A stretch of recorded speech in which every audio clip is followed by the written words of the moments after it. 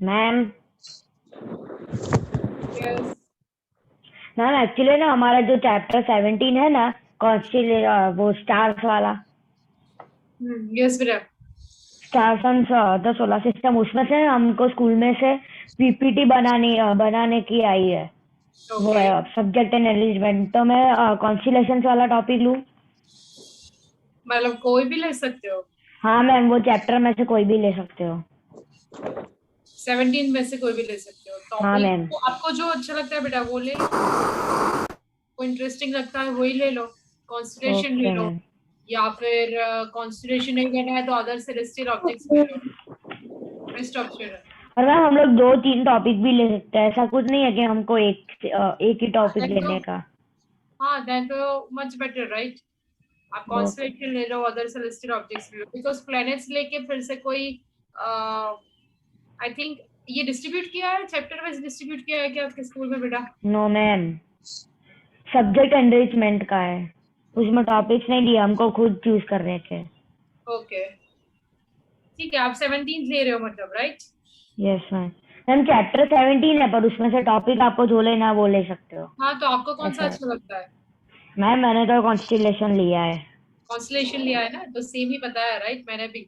Constellation yes ma'am. सही बने, constellation लो या फिर अदर सेलेस्टियल ऑब्जेक्ट्स लो, वो इंटरेस्टिंग है दोनों के दोनों। ठीक ओके मैम।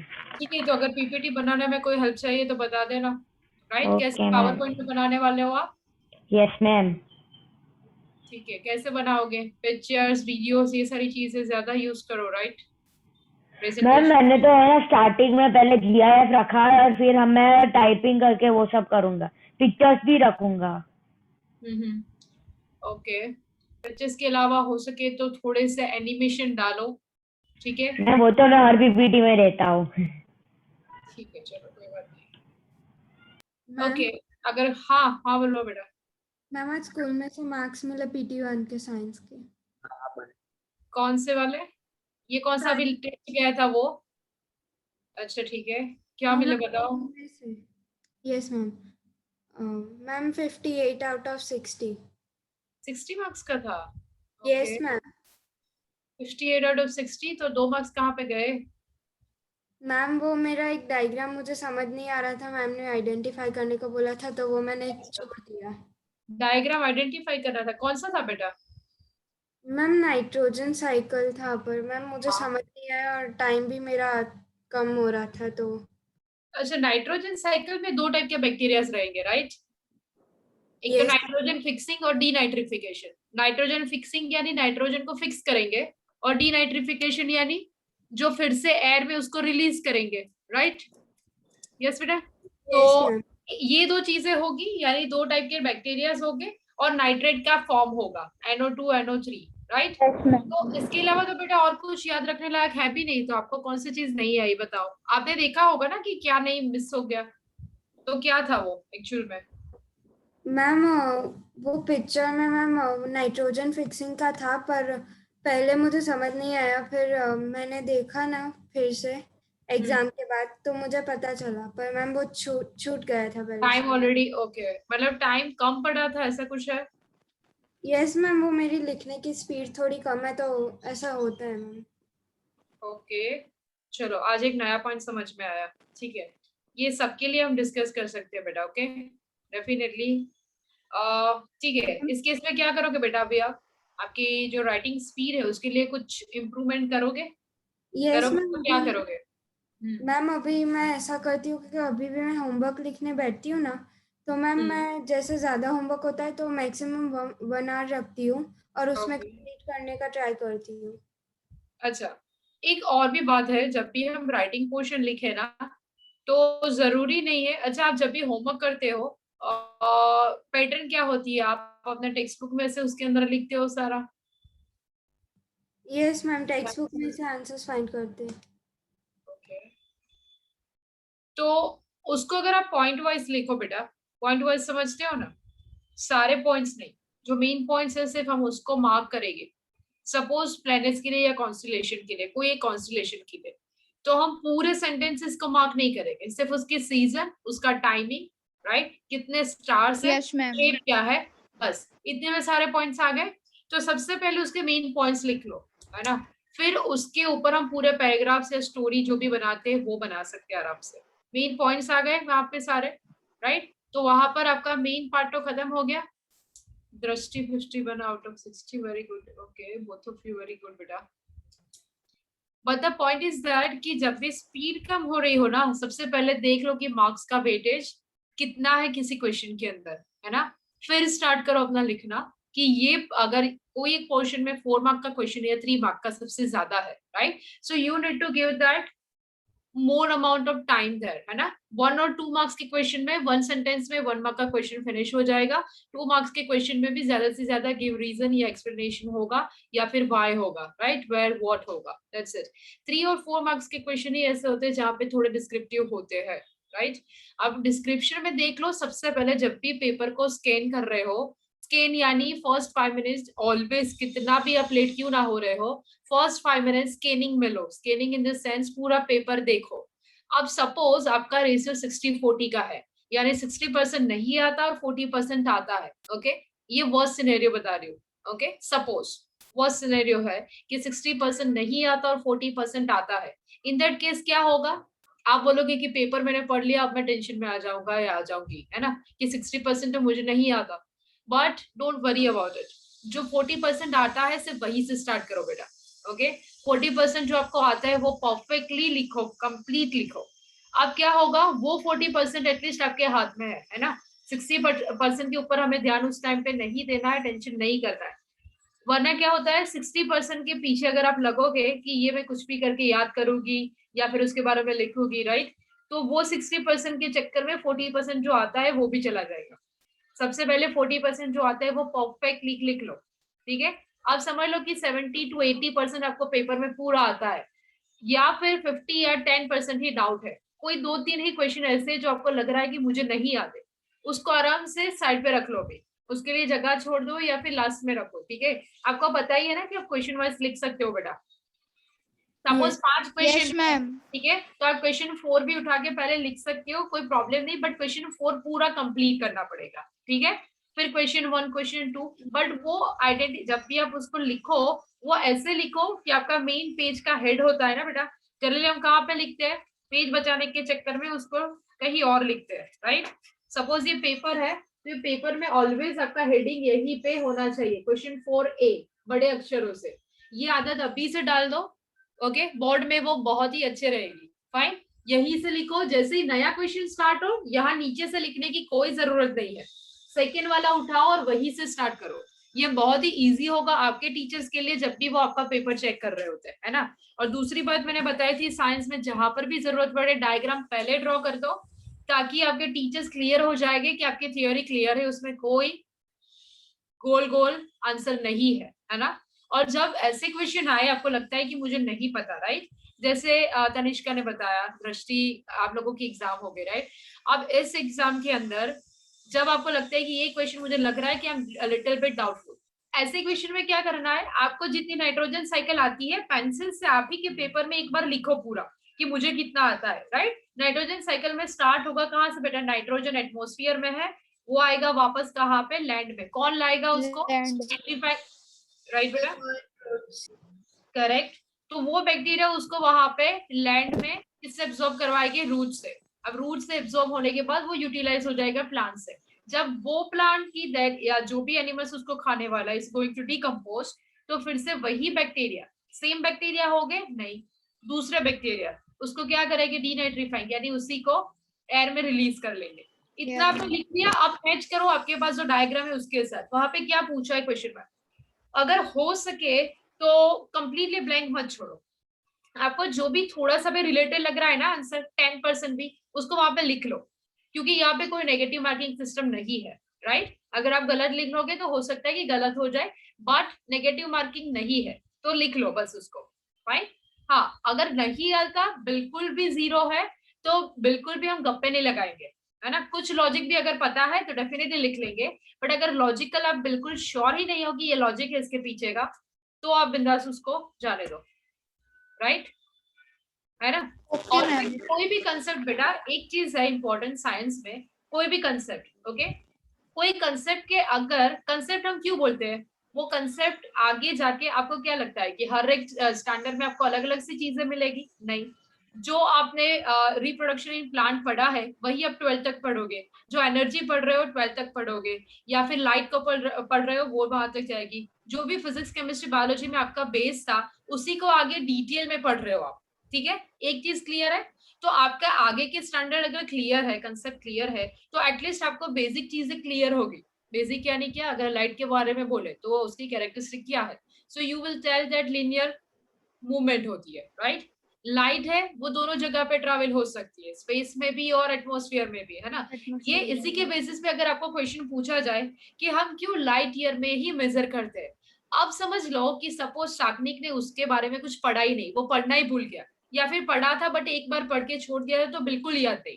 अगर अभी उसका 6-7 स्टैंडर्ड का कंसेप्ट क्लियर होगा कि लाइट हमेशा लिनियर मूवमेंट में जाती है और हम उसको मेजर करते हैं लाइट से ही, क्योंकि वो एक ही फेनोमेनन ऐसा है जो हम दोनों में यूज कर सकते हैं, है ना?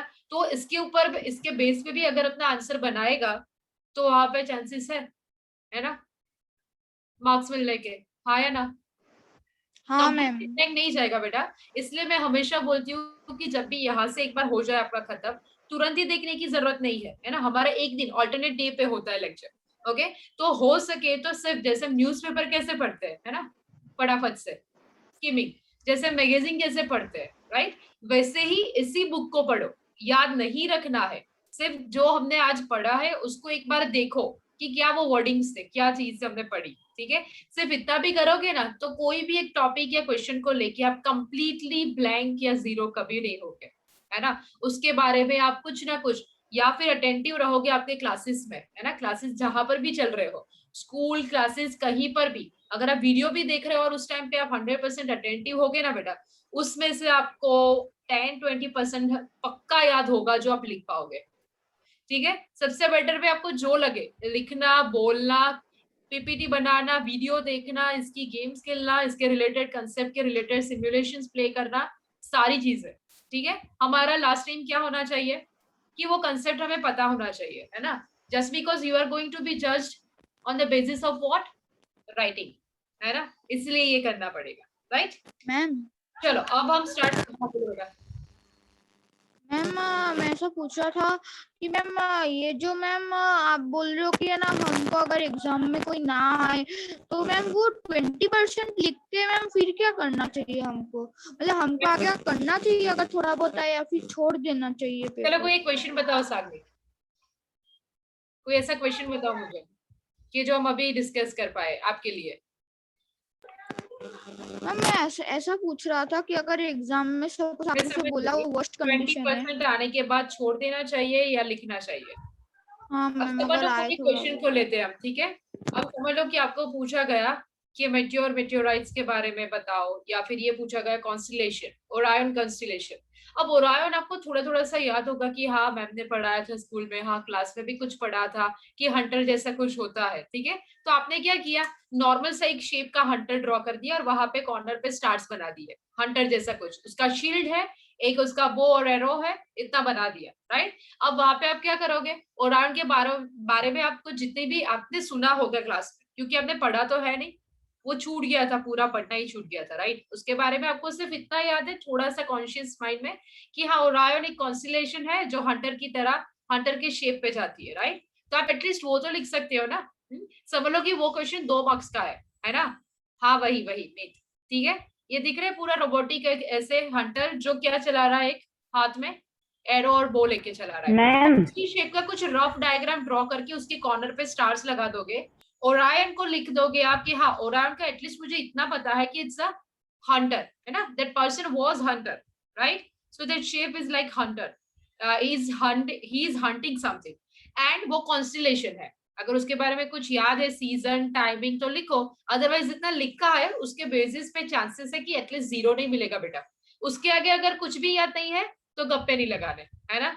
तो वहीं पे छोड़ दो, क्योंकि उसके आगे आप विंटर, समर, उसमें कोई गप्पे नहीं लगा पाओगे, है ना? कितने स्टार्स है वो भी नहीं बता पाओगे, इवनिंग मॉर्निंग स्टार है या नहीं वो भी नहीं। अब उस टाइम पे रिलेटेड स्टडी करो, रिलेटेड यानी इवनिंग मॉर्निंग स्टार हमने कहाँ पे स्टडी किया था बेटा? इवनिंग और मॉर्निंग स्टार हमने देखा था सबसे पहले कॉन्स्टिलेशन में, तो वो यहाँ पर तो है ही नहीं। हमारे पास लिमिटेड कॉन्स्टिलेशन है 4, ठीक है? 4, या 5 मिक्स टू मिक्स, तो उनमें से ये तो नहीं है, एटलीस्ट वो आप पक्का हो गया, राइट। तो अगर इतना भी आप लिख दोगे ना, अगर उसका डायग्राम बना लिया और वो कॉन्स्टलेशन क्या है वो भी लिख लिया ना, तो एटलीस्ट उसका मेन पॉइंट तो आया। भले ही आप बाकी चीजें नहीं लिख पाए, 20% लिख के कोई बात नहीं, अगर आगे कुछ भी नहीं आता तो लिव इट, है ना। बस इतना तो आपको, अगर आपने सुन के रखा होगा, सुना सुनाया, पढ़ा पढ़ाया, है ना, तो याद होगा ही। और मैम हमारे ना अभी स्कूल में क्विज भी है, जो मैम चैप्टर नंबर 17 में से ही आएगा सब कुछ। मैम ने बोला साइंस का क्विज होगा। ओके, तो एक काम करते बोला हैं, जो भी बेस्ट फ्रेंड है या आपके ब्रदर सिस्टर जो भी है, उनको पकड़ के बिठा दो और उनको सारी बातें, देखो प्लैनेट्स तो याद रहेंगे, कॉन्स्टेलेशन, अदर सेलेस्टियल ऑब्जेक्ट्स, ठीक है, ये सारी चीजें पकड़ के बिठा दो, ये बहुत ही यस मैम, इंटरेस्टिंग है। कॉन्स्टेलेशन में मैम सारा बता प्लैनेट्स, फिर एस्टेरॉयड बेल्ट, सब कुछ सारी चीजें, ठीक है। बीत आपका क्या क्वेश्चन था बेटा? चलो हमें कहाँ से कंटिन्यू करना है? हमने ऑलमोस्ट सारी चीजें फिनिश की थी, इफेक्ट स्टडी कर रहे थे हम, राइट, ह्यूमन बीइंग के ऊपर, और अब एक्सरसाइज से स्टार्ट करना है, राइट। हामिद, कोई क्वेश्चन है बेटा?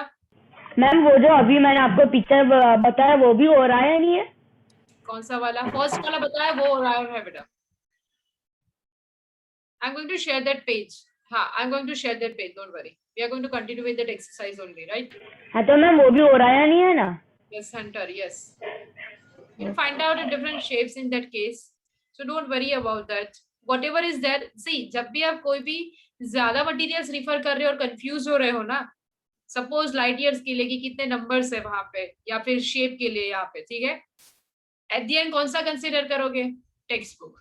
कुछ भी हो जाए टेक्स्ट बुक वाला फाइनल रखना है हमें, ओके। क्योंकि गूगल में बहुत सारे वेरिफिकेशंस मिलेंगे, वैसे ही बहुत सारे मटेरियल्स में भी मिलेंगे, बट हमारा फाइनल कौन सा होगा बेटा? Text book. Yes. Okay, so here we are having for constellation, we are having, if you are having that question, I'll just solve it right now.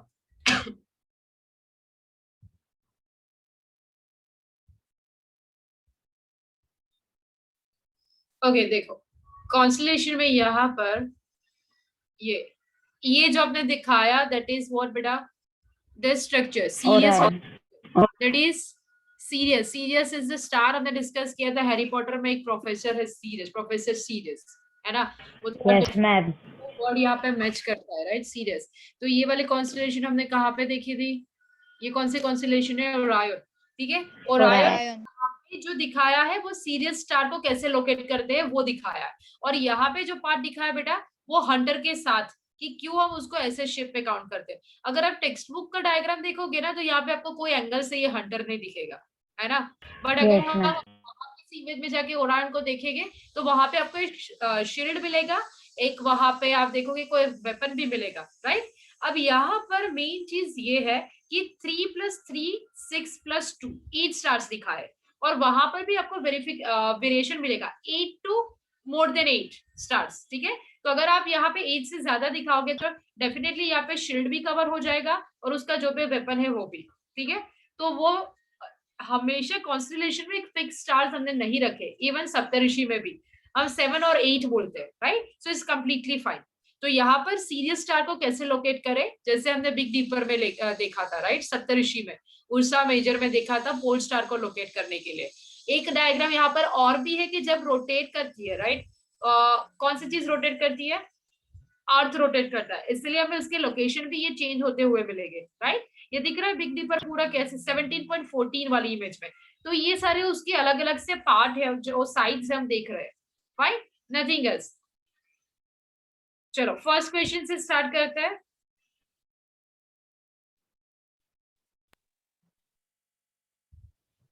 Choose its correct option. First is which of the following is not member of the solar system? कौन नहीं है? Satellite. Satellite. Okay, is not the Satellite. first of all, what is solar system, बेटा? Ma'am आपकी screen पूरी की पूरी blur है। Today your voice is not clear. And solar system is a group of planets together that revolves around sun. Stars. Okay, only group of planets. Can we say the solar No, system? other Group of planets and stars. planets and stars Ma'am, and and What other about asteroid? celestial bodies. celestial objects. So satellite. What about satellite? It's not celestial object. No, ma'am. Yes, ma'am, like satellite moon. is Moon, man-made ma'am. Moon is a natural satellite. that we So send from the study about them, celestial objects. Study about Correct. celestial. So what is correct answer? Which one is not a member of solar system? And satellite. Why? Satellite is also one of the celestial object. But there are two types, artificial and natural one, right?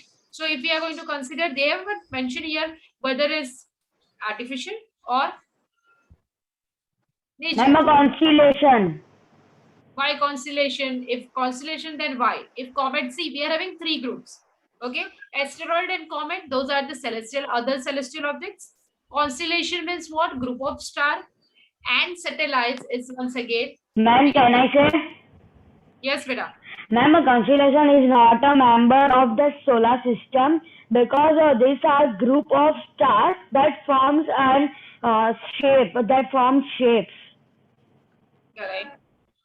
Still, you are not able to, all of you. Okay, this is not for a particular student. But what's the meaning of solar system? If it's clear, you can identify the correct answer. You are having your textbooks, beta. Group of celestial objects. Group of celestial objects. So which one is not the group celestial object here?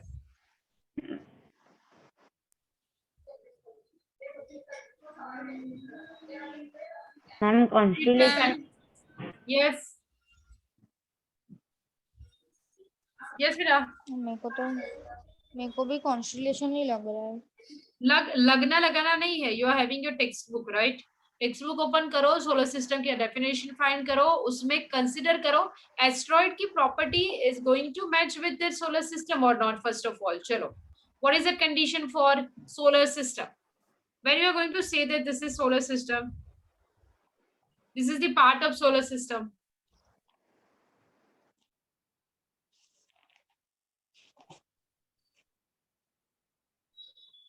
Can you repeat the question?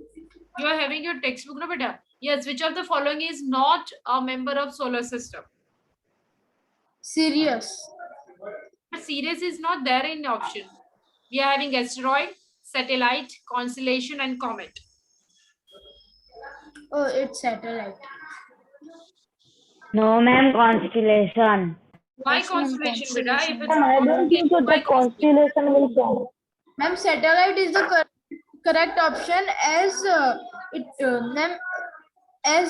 satellite is a man-made resource. It is not part of solar system, and it does not, and it is made from human and sent from Earth to study about celestial bodies. Right now we are going to consider satellite only, whether they are going to mention that natural or artificial.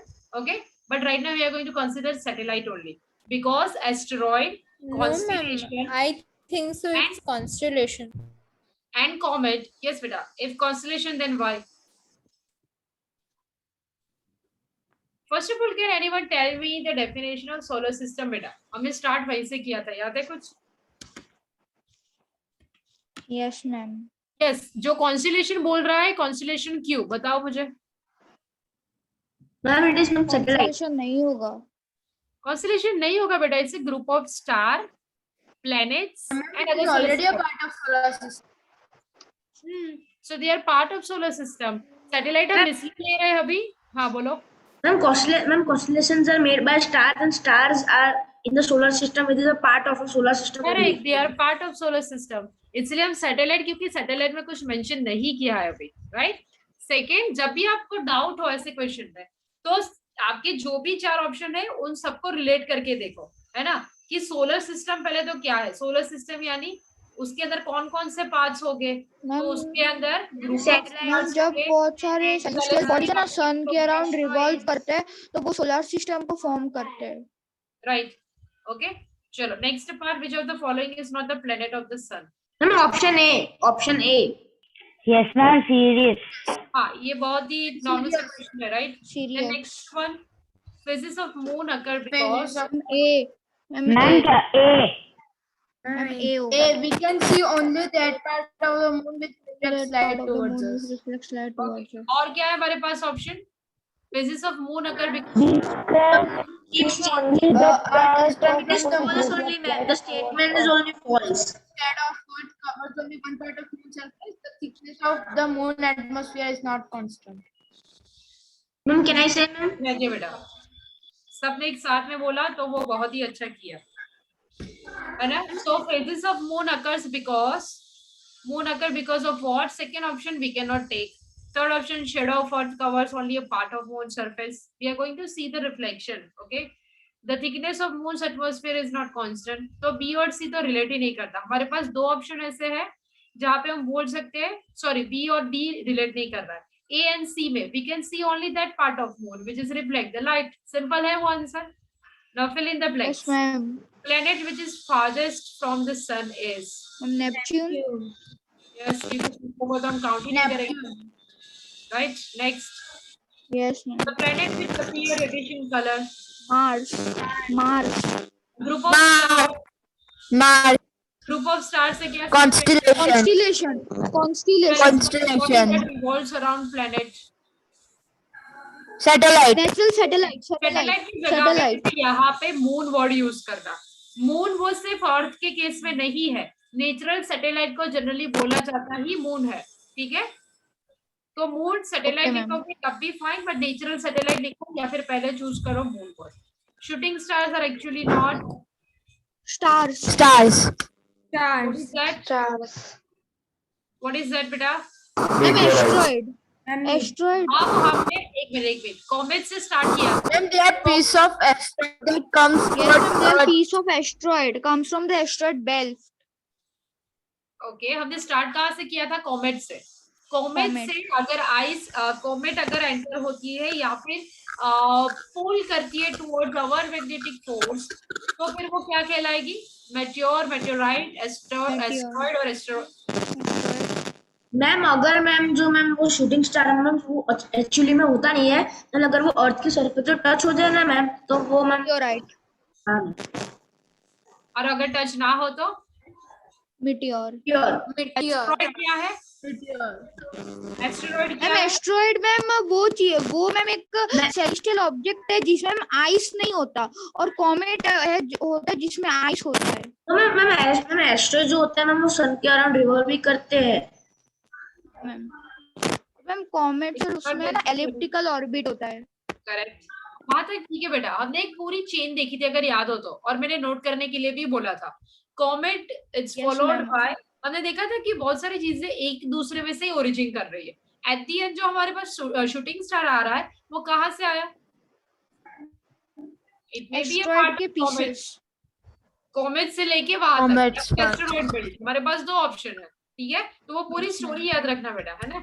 अगर land पे वो land Yes, ma'am. कर लेता है, अगर land नहीं करता और एटमॉस्फेयर में ही पूरा जल जाता है, या फिर अगर एटमॉस्फेयर में एंटर ही नहीं करता है, तो वो क्या कहलाएगा? सिर्फ उसी के ऊपर से आपके तीनों कंफ्यूजन क्लियर हो जाएगी. ठीक है. A celestial body that revolves around the planet. It's clear. Asteroids are found between orbits of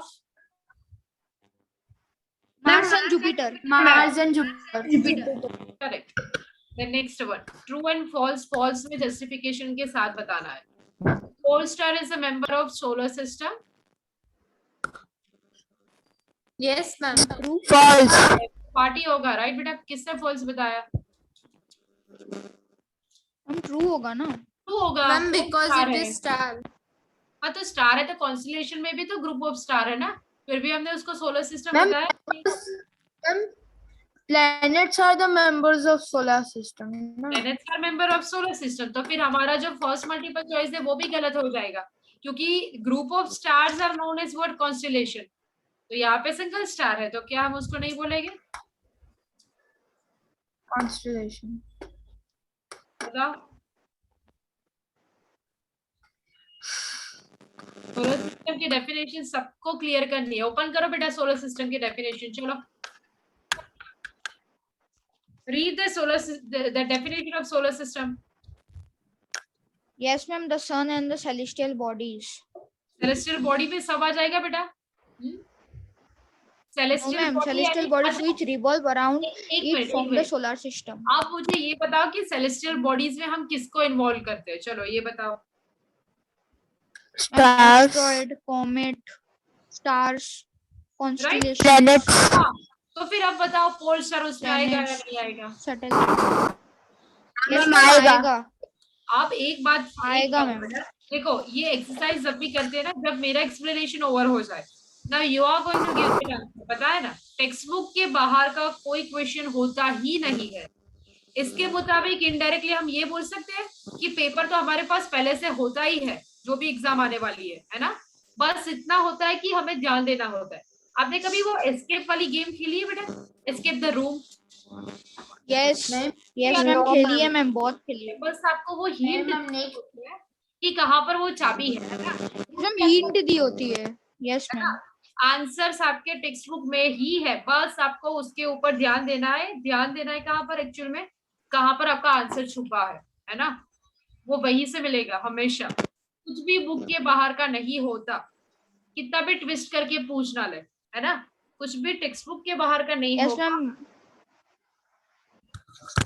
Yes, बेटा। मैम परसों को ही है मैम हमारे स्कूल में है ना वो क्विज का सिलेक्शन, स्टूडेंट्स कौन कौन होगा, परसों को ही है स्कूल में। ओके ठीक है। तनिष्क का क्या क्वेश्चन है बेटा? नहीं मैम क्वेश्चन नहीं है, वो आंसर का ले रहे हैं। हाँ ठीक है, आप हैंड रेज कर रहे हो इसको। चलो next, second, Mercury is the smallest planet of the solar system. True. Uranus is the farthest planet. False. An insect is an artificial satellite. True. There are 9 planets in solar system. False.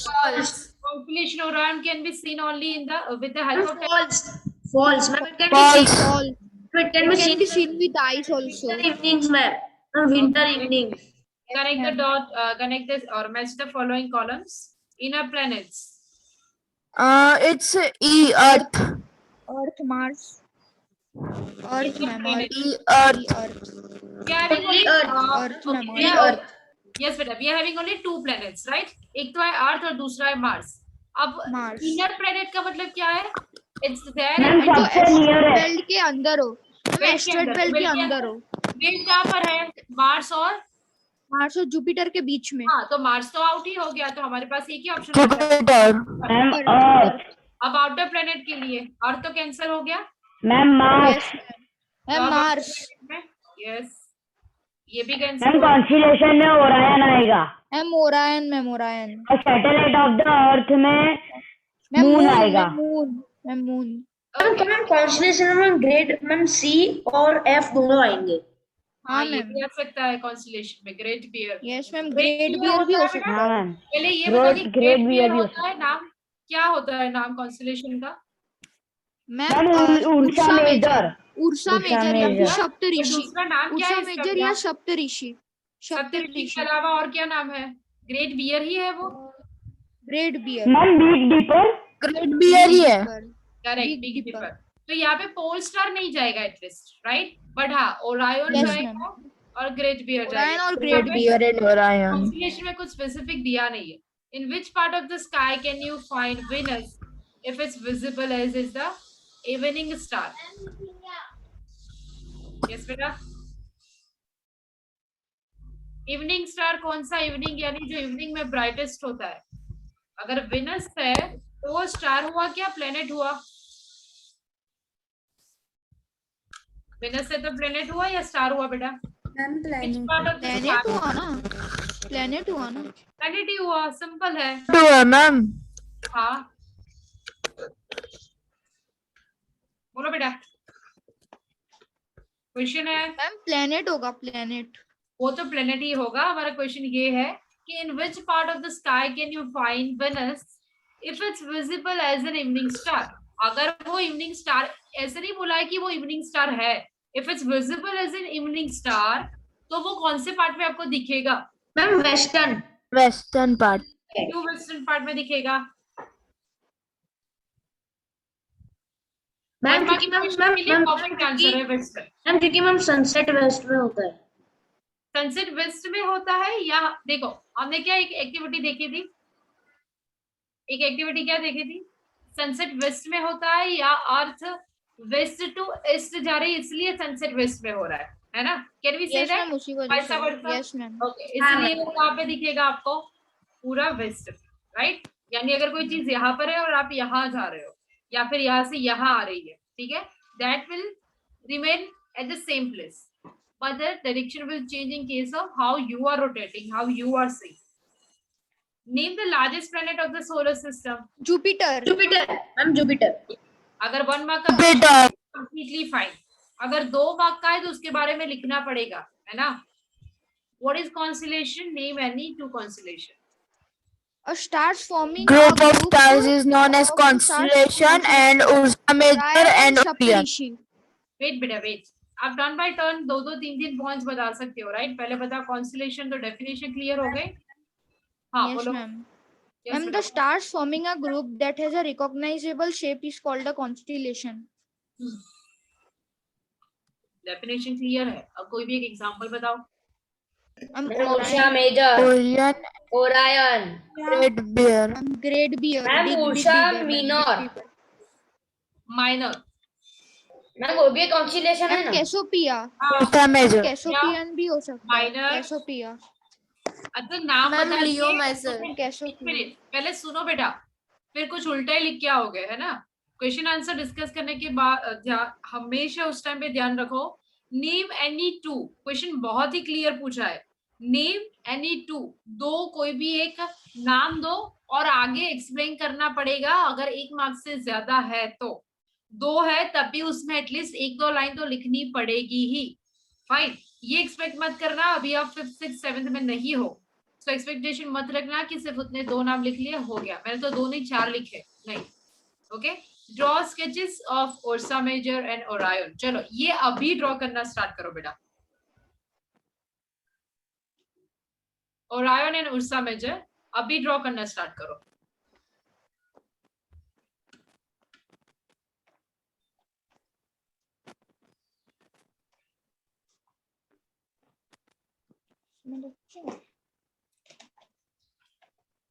अगर हो सके तो पहले बिना देखे draw करो, फिर उसको कंपेयर करो, देखो कि कितना हमने ड्रॉ किया है। उर्सा मेजर बिग डीपर, सिर्फ बिग डीपर के नाम से हम पहले क्या ड्रॉ कर देंगे बेटा, यहाँ पे देखो एक बार सब, बिग डीपर के नाम से जैसे सूप की हमारी वो स्पून होती है ना, वैसे ही उसको ड्रॉ कर लो, बस इतना काम पहले कर लो, ठीक है?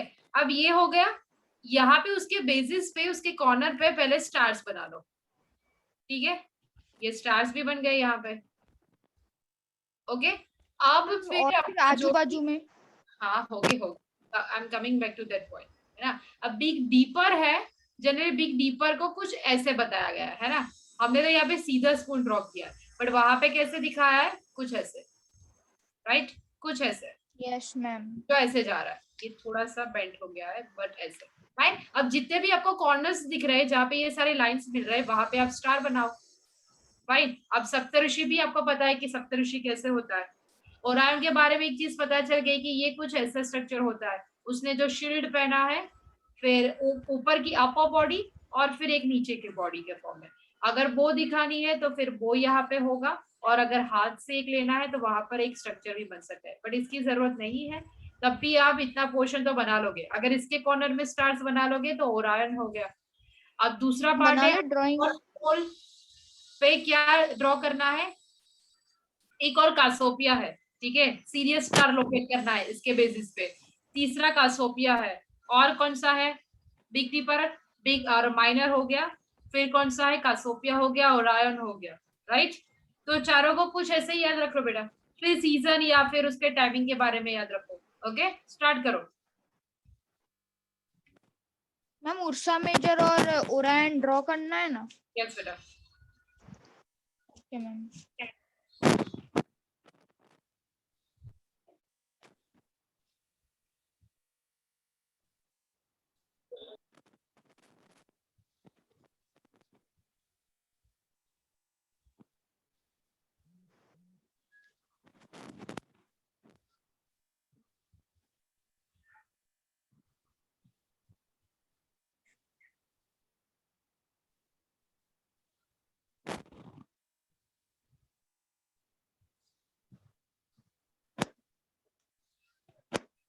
5 मिनट से ज्यादा लगने नहीं चाहिए, ठीक है। मैक्स टू मैक्स 7 मिनट, 7 तो बहुत ज्यादा है क्योंकि आपने अभी तक देखा नहीं इसलिए, अदरवाइज 5 मिनट्स। एक rough sketch including label, labelling is important. हम लेबलिंग तो याद ही नहीं है।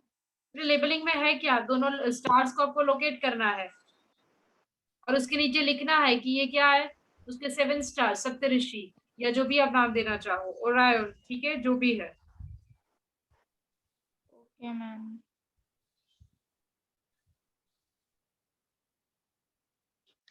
हम नहीं मैम, वो क्या है ना, जो सप्तऋषि स्टार है उसमें तो जो भी 7 पॉइंट्स है उसके अलग अलग नाम है ना, इसलिए पूछ रहा था। वो मार्क नहीं करने दो, पर है ना, वो मार्क करने। Okay ma'am. मैम ड्रॉ कर ठीक है, अगर हो गया है तो 2 मिनट रुक जाओ, सबका हो जाने दो।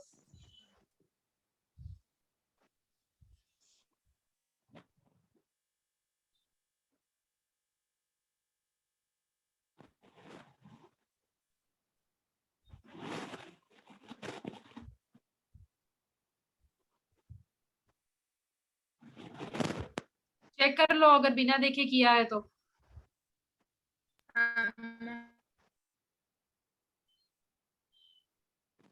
अच्छा भी नहीं बना है।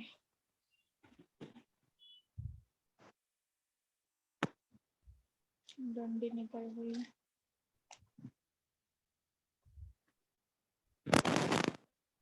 I'm done. ठीक है, चलो नेक्स्ट क्वेश्चन से स्टार्ट करते हैं। सबका हो गया है तो बेटा फिनिश कर Yes, देना ma'am. फिर ये।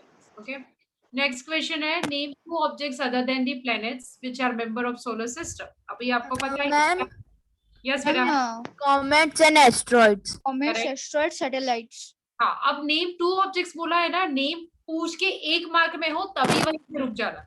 अगर 1 से ज्यादा है तो फिर भले ही लिखा हो नेम 2 ऑब्जेक्ट्स, उसके बारे में एक्सप्लेनेशन लिखना ही है कंपलसरी, ठीक है। Explain how you can locate the pole star with the help of Ursa Major. Explain पूछा है मतलब डायग्राम ड्रॉ कर ही देना है और फिर बताओगे कि कौन से डायरेक्शन में आप जाओगे तो वहां पे आपको पोल स्टार मिलेगा, ठीक है। Do all the stars in the sky move? No, ma'am. Our ma'am. Earth rotates on its axis, so we see that the stars are The moving. stars to That's why. move. Correct. Explanation should be proper. Yani stars, they are not going to move, but just because of the rotation of the planet Earth, we can see. Axis. Yes. Okay. Why is the distance between stars expressed in light years? आ गया वो question. What do you understand by the statement that a star is 8 years away from the Earth? चलो ये कौन बताएगा?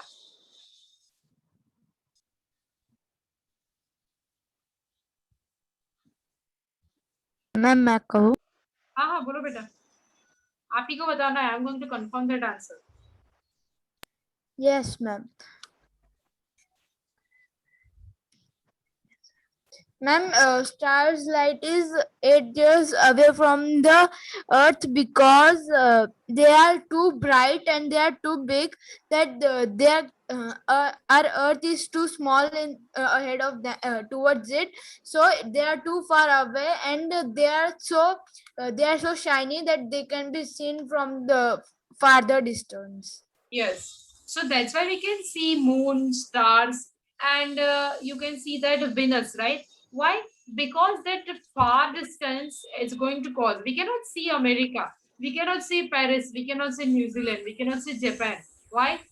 Because the distance is not that much away from our place. But what is point here, beta? Why is the distance between stars expressed in light years? Because question पूरा अलग है, okay, और आपका answer जो था that was completely different. Now the point is because ma'am distance between the earth and the stars are very more, and the light is the fastest way to light. Correct. Ma'am travels very fast, so we use Also, light for it. only It is a unit. or is the only phenomenon that we can utilize, और कोई phenomenon नहीं है जिससे हम major कर पाए, light ही है हमारे पास, इसीलिए लाइट ईयर में हम एक्सप्रेस कर रहे हैं, राइट। सेकेंड क्वेश्चन क्या है, what do you understand by the statement a star is 8 years away from the earth? अगर 8 years बोला है मतलब वो कितना दूर होगा? ये स्टेटमेंट से बहुत दूर। बहुत मैम बहुत बहुत नहीं दूर बेटा, होगा।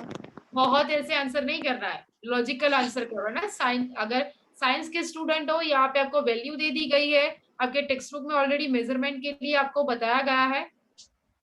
सनलाइट पहुंचने में कितना टाइम लगता है अर्थ के सरफेस पे? 8 मिनट्स। और यहाँ पे दिया भी कुछ वैसा ही है, आप कंसिडर करो कि क्यों ऐसे दिया है। ओपन करो बेटा आपका वो लाइट ईयर वाला बॉक्स। मैम मैंने आपको चैट बॉक्स में कुछ भेजा है। अच्छा ओके, वो बाद में देखेंगे। मैम मैंने आपको 3 चैट बुक भेजी थी, पेज आपने एक नंबर भी नहीं देखी। 226 ओपन करो। हाँ बेटा एक minute,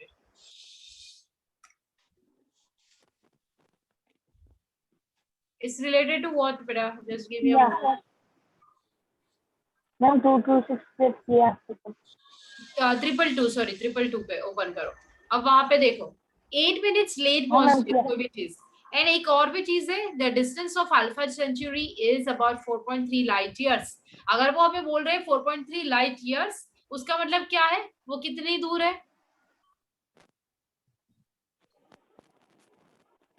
ma'am 4 lakh kilometre. That is the distance between alpha, वो अल्फा सेंचुरी के बारे में बात कर रहे हैं। यहाँ पे ऑलरेडी दिया है कि हमारा जो पहले तो लाइट ईयर क्या है, लार्जर डिस्टेंस को हम किस में एक्सप्रेस करेंगे? लाइट ईयर में एक्सप्रेस, लाइट ईयर में। है ना। तो अगर समझ लो कि लाइट की स्पीड कितनी होगी, 3 लाख किलोमीटर पर सेकेंड, है ना। Thus the distance of sun from the earth, it will take what amount of time? 8 light minutes. यहाँ पे 8 लाइट ईयर्स दिया गया है, तो हमने 4.3 कैसे काउंट किया होगा?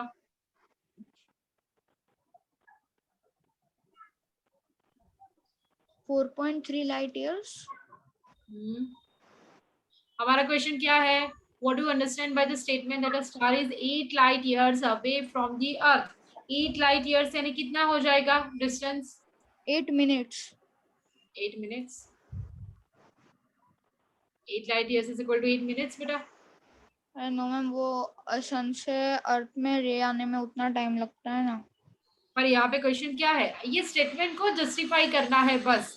और जस्टिफाई करने के लिए आपको बताना क्या है यहाँ पे सिर्फ, कि हम कोई भी चीज मेजर करेंगे जब वो स्पेस में हो या अर्थ से बाहर हो, तो उसको लाइट ईयर में करेंगे। क्यों? क्योंकि हमारे पास वही एक यूनिट है कोई चीज मेजर करने के लिए जो स्पेस में हो। क्योंकि लाइट ही एक ऐसा फेनोमेनन है जो ट्रेवल करेगा स्पेस में भी और एटमोस्फियर और अर्थ में भी, है ना। यही जस्टिफाई करना है, ठीक है। अभी और कोई कैलकुलेशन नहीं है, कैलकुलेशन अपने नेक्स्ट वाले में देखेंगे, फिर बाद में वही वाला क्वेश्चन फिर से लेंगे।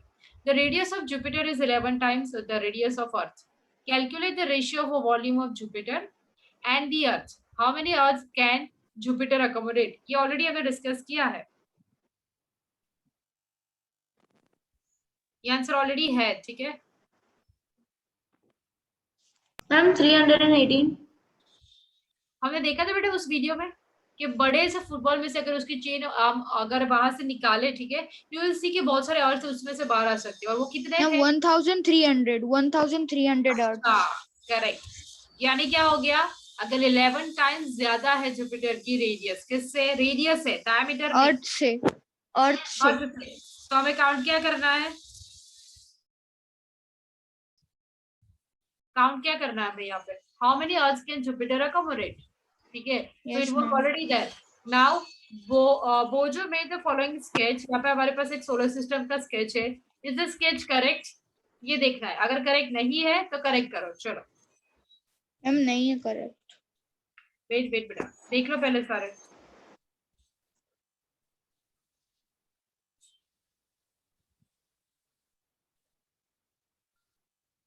नहीं मैम करेक्ट क्योंकि लास्ट में यूरेनस है। हाँ मैम वही। लास्ट में कौन सा होना चाहिए? मैम उधर नेपच्यून आना चाहिए, नेपच्यून, और सेकंड में यूरेनस आना चाहिए। बाकी सारा सही है, मर्क्यूरी, मार्स। नहीं Yes, मैम, नहीं मैम मार्स और सेकंड में मार्स नहीं होना चाहिए।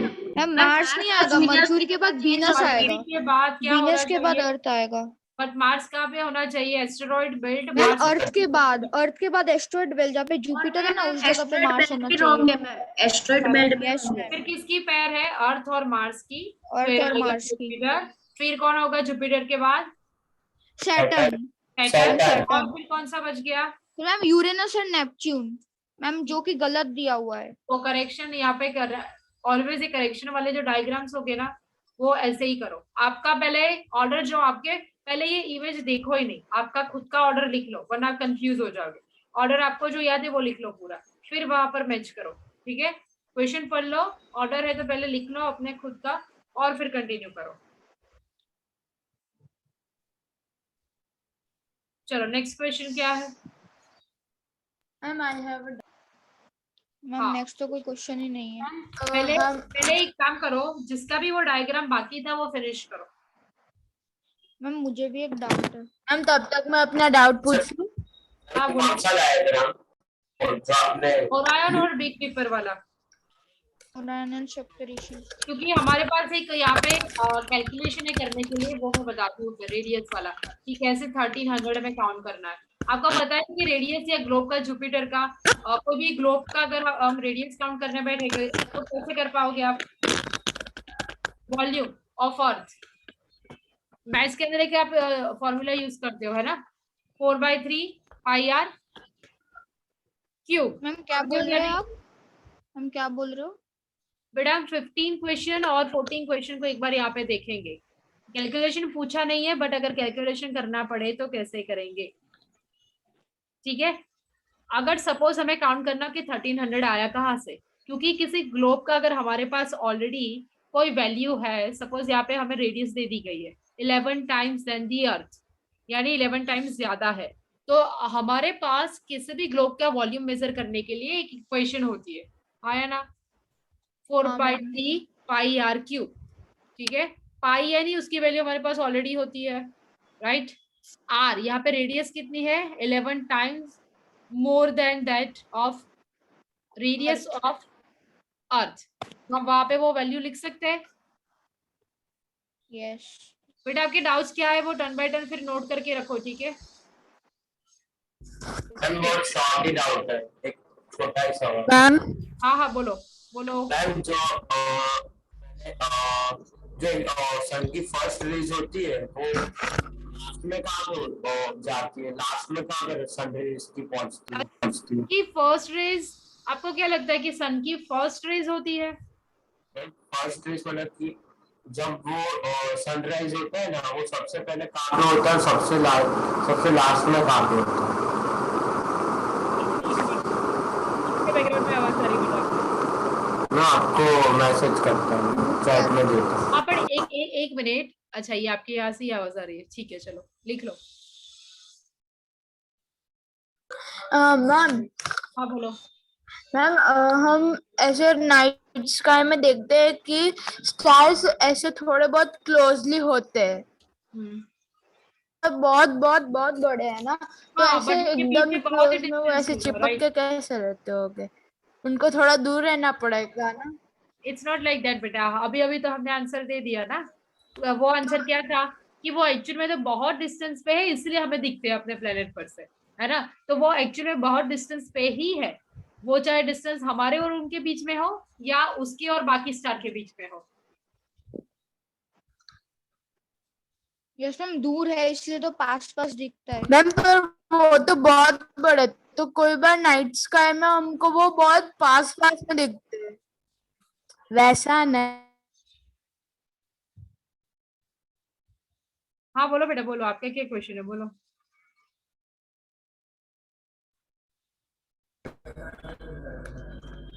आपने लिख दिया मैम चैट बॉक्स में बेटा? कैन हाँ यू बोलो। Hear me? हाँ बोलो बेटा बोलो। हाँ हाँ मैम, तो वो ऐसे बहुत बड़े, तो कोई बार नाइट स्काई में हमको छोटे छोटे फिर भी ऐसे पास, उनके बीच में डिस्टेंस कम होता है, तो जब वो आसमान में उनकी रियल पोजीशन पे होते हैं, तो हाँ, वो अगर रियल position में रियल ही पोजीशन होते पे होते हैं। हैं, तो मैम उनको डिस्टेंस तो थोड़ा बहुत चाहिए ना, तो हमको नाइट स्काई में भी उतने पास क्यों दिखते हैं, वो अलग क्यों नहीं दिखते थोड़े? अच्छा चलो एक एग्जांपल लेते हैं, फाइन। उत्तरायण में हम पतंग चढ़ाते हैं, जो हाँ, बहुत दूर होती है पतंग, यानी इतनी कि आप समझ लो कई बार ऊपर ऊपर से चली जाती है वो पतंग, राइट। बहुत सारे काइट्स ऐसे होते हैं जो हमें दिखती है but it's away from our reach, है ना। मतलब हम उसको, आपको लगता है कि बहुत जल्दी वो नीचे लैंड पे भी आएगी? नहीं, है ना, बहुत सारी पतंगे ऐसी होती है जो बहुत ऊपर जा रही होती है। The word we are using is अवकाशिया, है ना, गुजराती में हम बोलते हैं अवकाशिया। अवकाशिया यानी ऐसा क्यों बोलते हैं कि वो पूरे स्पेस में ही चली गई, उतनी ऊपर उठ गई है। अब वहीं पे अगर दो पतंग साथ में या नजदीक में जा रही है तो हमारे लिए तो वो दोनों पतंग साथ में बहुत नजदीक पे है। क्यों? क्योंकि that actual particular kite is away from our terrace. But अगर वही चीज आप उसी पतंग जो ऑलरेडी ऊपर है, ठीक है, और उसके साथ दूसरी भी कोई पतंग है, ठीक है, अगर वही पतंग आप हो और आप देखोगे ना, तो आपके लिए वो पतंग कैसी होगी? एक पर्टिकुलर डिस्टेंस पे होगी। वो देखने का नजरिया ही है, एंड वही नजरिए से हमें मून के फेजेस भी मिलते हैं। समझ में आ रहा है? आप Yes, कौन ma'am. से एंगल से उसको देख रहे हो, उसी के ऊपर से हम डिसाइड कर पाएंगे। अगर यूरेनस या नेपच्यून पर से अगर आप अर्थ को देखोगे या सन को देखोगे, ठीक है, या फिर किसी और मून को देखोगे, सपोज कोई सैटेलाइट को देखोगे, तो वो पूरा अलग ही होगा, है ना। ओके चलो। मैम मुझे भी एक क्वेश्चन था मैम। हाँ बेटा बोलो, जल्दी बोलो। मेरी आवाज आ रही है? मैम प्लीज मैम एक बार हाँ। एक्सप्लेन कर दो ना मैम, मैं उस दिन एब्सेंट था मैम, कि ना क्या क्या? मैंने समझा था कि ना हम लोग उर्सा मेजर जो है ना मैम, वो उससे मैम हम लोग कैसे पोल स्टार को लोकेट कर सकते हैं, एक बार मैम समझा दो ना। उर्सा मेजर से क्या कर सकते हैं? लोकेट। हाँ ठीक है, स्टार को अभी कैसे लोकेट कर स्टार सकते को। हैं? ये सारे क्वेश्चन नेक्स्ट सेशन में ले लेते हैं, ठीक है। एक और भी चीज आपको मुझे मैम, मेरा समझानी है। छोटा सा ही डाउट है। हाँ बेटा एक मिनट, आपने भी चैट में लिखा है। ये सारे क्वेश्चन हम नेक्स्ट सेशन में ले लेते हैं, क्योंकि अभी उसको जस्टिफाई नहीं कर पाएंगे हम।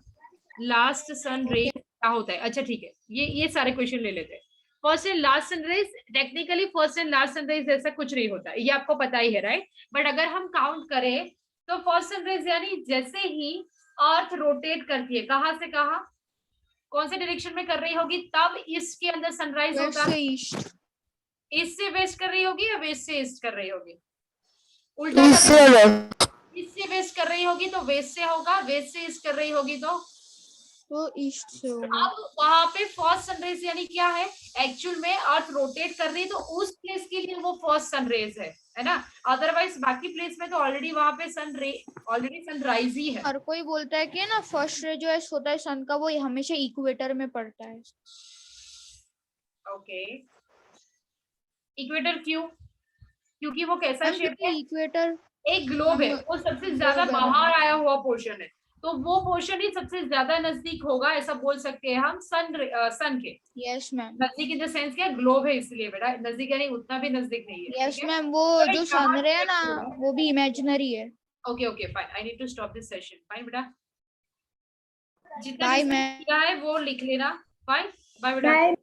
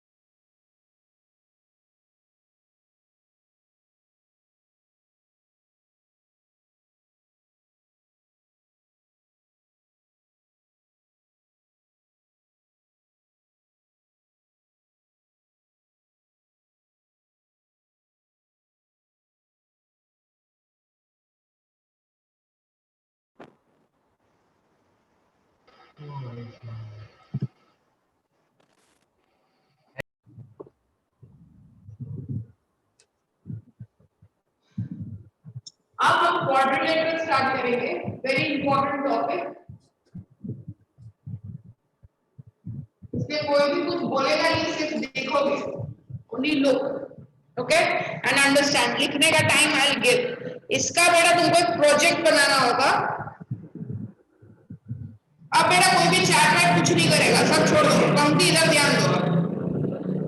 मैम इसका तुम्हें एक प्रोजेक्ट बनाना होगा, प्रोजेक्ट यानी इसका एक फ्लो चार्ट मैं बताऊंगी कैसे बनाना है, that also you have to submit flow chart बना के।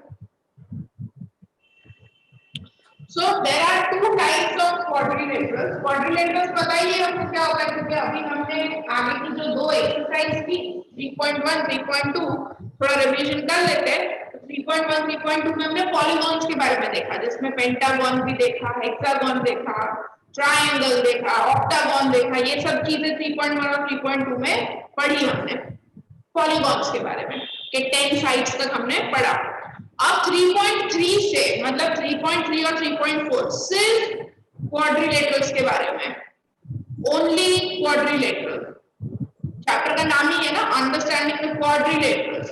3.1 3.2 में पॉलीगॉन्स इन जनरल देख लिया कि भाई कौन कौन से पॉलीगॉन्स होते हैं, एंगल सम प्रॉपर्टी क्या होती है, ये सब देख लिया, exterior angle property, number of side, ये सब देख लिया। अब हम सिर्फ स्पेसिफाई एक ही डायरेक्शन में टारगेट करेंगे क्वाड्रिलेटरल्स को। क्वाड्रिलेटरल्स क्या होते हैं? Four sided closed polygon is a quadrilateral. Quadrilateral होते हैं दो टाइप के, concave and convex. This also we already know. Concave quadrilateral मतलब जिसमें केव बनता है,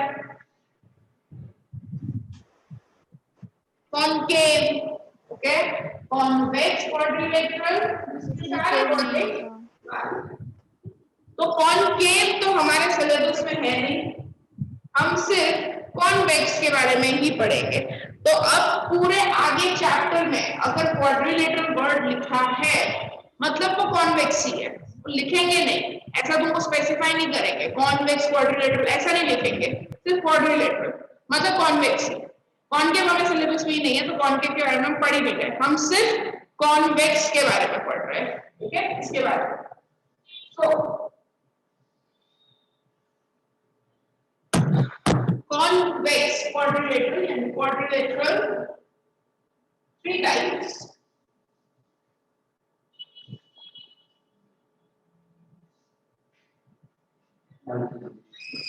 Three types, हाँ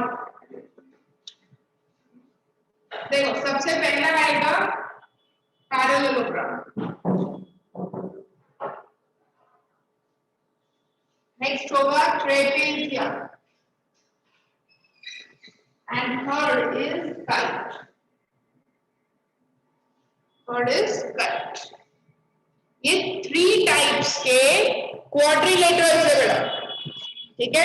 अभी तक तुमको जो भी थोड़ा बहुत पता है वो सब इरेज करो, जो मैं बता रही हूँ उस पे ध्यान देना। Quadrilaterals are of three types. One first type is parallelogram, second type is trapezium, and third type is kite. Parallelogram कैसा दिखता है, सबको पता है कैसा दिखता है पैरेललोग्राम, मोस्टली यूज होता है पैरेललोग्राम। ट्रेपेजियम लाइक अ लैम्प, टेबल लैम्प की तरह दिखता है, ओके, एंड काइट काइट की तरह दिखता है।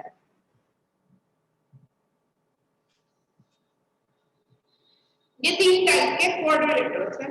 अब इसकी हम देखेंगे सारी प्रॉपर्टीज और क्या इसके स्पेशल फीचर्स हैं, that we are going to see one by one. Before we start that, parallelogram सबसे ज्यादा important है।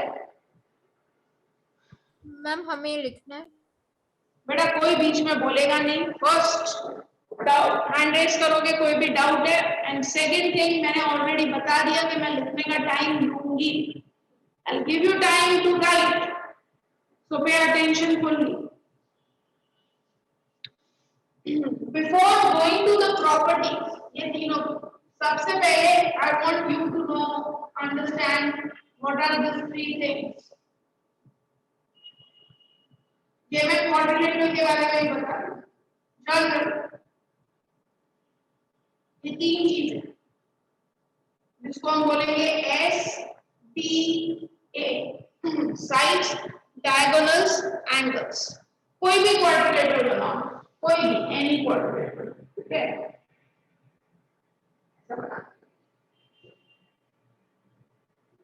क्वाड्रिलेटरल को कितनी साइड्स होती है? क्वाड्रिलेटरल में कितनी साइड्स होती है? मैम 4 ठीक है, यहाँ पे वो साइड्स का नाम बताओ क्या क्या है? A B C D side B side C and side D. ये एंगल होगा ना। A B, side B C, side D C, side A D. Side का नाम बोलने को बोला है बेटा मैंने। ए बी सी डी तो वर्टेक्स है, देखो ये सिंगल सिर्फ ए बोलो, अगर मैंने सिर्फ लिखा है ए, ओनली ए, कॉमा बी, कॉमा सी, कॉमा डी, इसे बोलते हैं वर्टाइसेस। इसे क्या बोलते हैं? वर्टेक्स। वर्टाइस प्लूरल फॉर्म होता है, तो ये होता है वर्टाइसेस। मैंने तुमको पूछा साइड्स का नाम बताओ। साइड में होते हैं 2 पॉइंट, यानी ए बी, ये हुई side B C C and D, ये हुई साइड्स। ओके, सबको पता चल गया साइड्स क्या होती है? Now diagonals. डायगोनल्स क्या होते हैं? अपोजिट वर्टेक्स जब ज्वाइन होते हैं, तो इधर डायगोनल क्या होगा? बी डी ए सी। जब अपोजिट वर्टेक्स ज्वाइन होते हैं उसे डायगोनल कहते हैं, that is called diagonal. Clear everybody? ठीक है, तो डायगोनल्स हो गए 2, साइड्स हो गई 4। अब आते हैं एंगल्स के ऊपर। एंगल्स कितने होते हैं? 4 angles. साइड्स होती है, जितने वर्टेक्स होते हैं उतने ही एंगल्स होते हैं। ठीक है, एंगल का सिंबल ये होता है, angle A, angle B, angle C, angle D. ये angle, this is angle. Okay, ऐसे ही सारे, ये भी एंगल हुआ। आपको पता है ना एंगल क्या होता है? Yes ma'am. चल, तो ये चीजें सबको पता होनी चाहिए। अब देखो मैं तुम्हें प्रॉपर्टीज बताऊंगी। हम फिर जिसकी भी प्रॉपर्टी देखेंगे ना, सब में यही मैम एंगल की डेफिनेशन क्या होती है? एंगल बता सकते हो। नाउ साइड्स, डायगोनल्स एंड देखो सबसे पहले parallelogram. Parallelogram is like a father of more 3 quadrilaterals. इसके नीचे और भी 3 क्वाड्रिलेटरल्स आते हैं।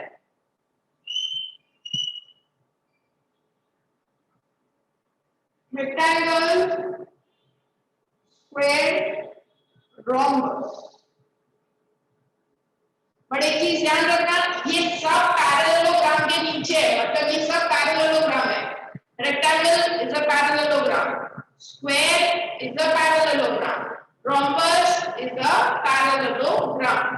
Parallelogram का फादर, ये फादर है उनका, ये नीचे आते हैं उनके। ठीक है, तो अब ये चीज ध्यान रखना, आगे जो मैं प्रॉपर्टी बता रही हूँ इसमें काम आएगा। तो हम देखेंगे पैरेललोग्राम की प्रॉपर्टीज क्या होती है in form of S B A, side, diagonals, angles. सबसे पहले साइड की बात करते हैं। तो पैरेललोग्राम क्या लगता है? देखा है ना तुमने parallelogram? Opposite sides are equal. Parallelogram की पहली property, opposite sides are equal. Ma'am, we can say that ma'am the parallelogram have only 2 diagonals. Yes. Because they have 4 sides, so it will be 2 diagonals. Parallelogram के नहीं होते, वो quadrilateral के होते हैं। Quadrilateral के ही 2 डायगोनल्स होते हैं। क्वाड्रिलेटरल इसका इन सब के ऊपर है क्वाड्रिलेटरल, ये सब क्वाड्रिलेटरल ही है। ये इसके नीचे जो आएंगे वो भी क्वाड्रिलेटरल ही है। सबका हेड तो क्वाड्रिलेटरल ही है ना, and it is connected to head only. Okay, so सब कुछ हेड के नीचे जितने भी है सब क्वाड्रिलेटरल ही है। तो क्वाड्रिलेटरल के ही 4 साइड होती है, 4 एंगल्स होते हैं और 2 डायगोनल्स होते हैं। ओके, साइड की प्रॉपर्टी होती है पैरेललोग्राम की कि उसकी अपोजिट साइड होती है इक्वल एंड पैरेलल। मतलब अगर ए बी 5 सेंटीमीटर तो इधर CD भी 5, ये 7 सेंटीमीटर, तो AD भी 7 सेंटीमीटर होगा। Opposite sides are equal. Okay, ये 5 5 7 इक्वल हो गए और पैरेलल होते हैं।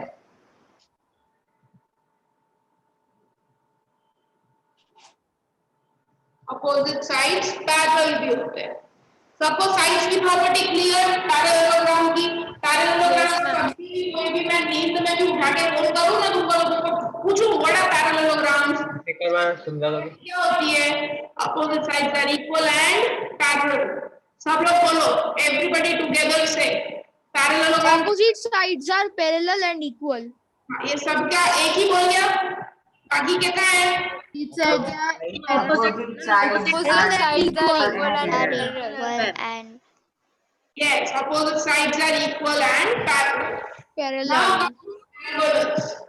अब आते हैं diagonals में। Diagonals of parallelogram bisect. अब ये वर्ड बहुत इंपॉर्टेंट है। एक होता है इंटरसेक्ट, ठीक है, कोई भी दो लाइन इंटरसेक्ट करती है, दिस इज कॉल्ड इंटरसेक्ट। और एक होता है बाइसेक्ट, दोनों में डिफरेंस। बाइसेक्ट में मेरा ये जो पॉइंट होता है ना इंटरसेक्शन पॉइंट, यहां से ये दोनों इक्वल और ये दोनों इक्वल होते हैं, ठीक है। यानी कि अगर मैंने एक लाइन करी है, जैसे ये लाइन सेगमेंट है 10 सेंटीमीटर और ये देखो बीच में हो, तो ये पूरी लाइन 10 सेंटीमीटर की है, ये पूरी, तो ये 5 और ये 5, ये पूरी 12 सेंटीमीटर की लाइन है, तो ये 6। इसे कहते हैं बाइसेक्ट करना। BI का मतलब होता है 2, बाई का मतलब होता है 2, सो 2 इक्वल पार्ट्स में डिवाइड होता है, उसे बोलते हैं bisect.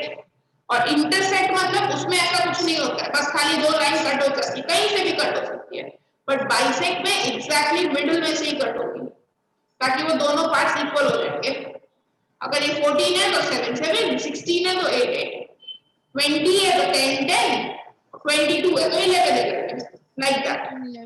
Okay, so equal half में डिवाइड होते हैं। तो ये पैरेललोग्राम के डायगोनल्स की प्रॉपर्टी है कि उसके जो डायगोनल्स है ना, जब इंटरसेक्शन ऐसे जब बनता है तो ये जो बीच में O पॉइंट है वो इसको और इसको इक्वल करता है और इसको भी इक्वल कर देता है। मैम हाँ, मैम डेफिनेशन में प्रॉपर्टी मैम है क्या डेफिनेशन में? तो डेफिनेशन है ma'am opposite sides are equal and parallel, ma'am उसमें प्रॉपर्टी है ma'am opposite sides are equal. Property definition कैसे बन गया उसकी प्रॉपर्टी से कि पैरेललोग्राम क्या होते हैं? तो पैरेललोग्राम ये होते हैं जिसमें एक ऐसा क्वाड्रिलेटरल जिसके opposite sides equal and parallel, that is called parallelogram. Okay, अब डायगोनल, ये उसकी प्रॉपर्टी आ गई कि उसके डायगोनल्स जो है वो क्या करते हैं? बाइसेक्ट करते हैं। हर में बेटा देखो तुमको कोई भी क्वाड्रेंट, अब जैसे मेरे को पहचानना हो, इतने सारे लोग हो और मेरे को पहचानना हो कि जय कहाँ है, इतने भीड़, suppose thousands of students are sitting, मतलब देखना जय कहाँ है, तो what I will see? I will see your properties.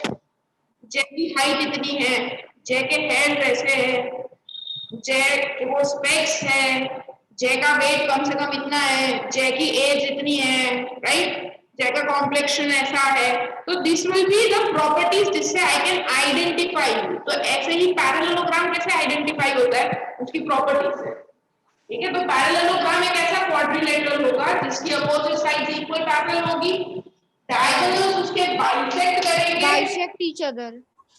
And angles में opposite angles Each other. Equal. Opposite angle equal. इसके बेटा इसकी दो property, opposite angles equal and adjacent angles are 180 180. degree. Opposite तो सबको पता है, अपोजिट क्या होता है, मेरे सामने, है ना, हम जो घर होते हैं, घर में तो नेबर्स होते हैं, तो अपोजिट में नेबर है, मतलब एग्जैक्टली मेरे घर के सामने जो नेबर है उसको अपोजिट बोलेंगे, और जो मेरे बिल्कुल बाजू में है जिसमें कॉमन वॉल शेयर हो रही है उसको एडजेसेंट बोलेंगे। Adjacent. ठीक है, तो बाजू वाले को एडजेसेंट बोलते हैं, सामने वाले को अपोजिट बोलते हैं। तो यहाँ पे अपोजिट एंगल यानी ए के सामने सी है, तो ए और सी अपोजिट एंगल्स इक्वल होंगे। बी के सामने डी है, तो बी और डी अपोजिट होंगे और वो इक्वल भी होंगे। Opposite angles of parallelogram are equal.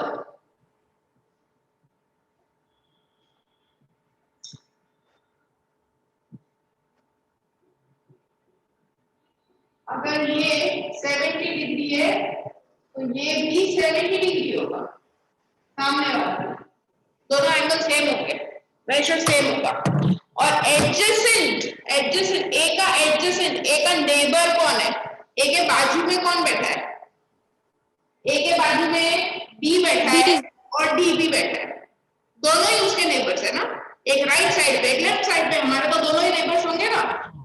मैं अगर मेरा घर सेंटर में है तो राइट वाला भी नेबर और लेफ्ट वाला भी नेबर ही हुआ मेरा, तो यहाँ पे एक बी भी उसका नेबर है और डी भी नेबर है। अब ये क्या होते हैं, एडजेसेंट एंगल्स सप्लीमेंट्री होते हैं, सप्लीमेंट्री यानी 180 डिग्री, 180 degree. सम, उनका सम 180 डिग्री होता है।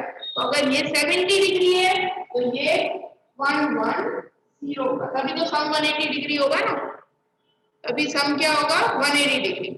ओके, और ये 180 हुआ तो इसके सामने वाला भी 110 हुआ, तो ये भी 110। ठीक है, तो ये हुई प्रॉपर्टीज ऑफ अ पैरेललोग्राम, ये लिख लो अब, और इसी फॉर्म में लिखो एस सी ए। ये बहुत इंपॉर्टेंट है बेटा, पैरेललोग्राम की प्रॉपर्टी समझ में आ गई अगर, तो नीचे जो तीन थे रेक्टेंगल स्क्वायर रॉम्बस वो इजीली हो जाएंगे। ठीक है, Okay, ma'am. करो पहले, लिख लो पहले fast everybody.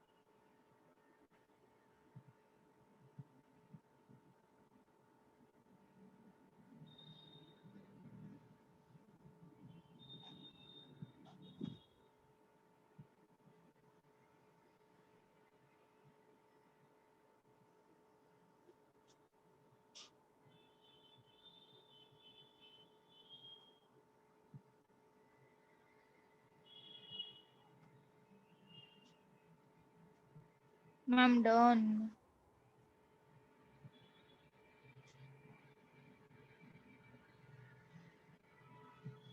Ma'am, done.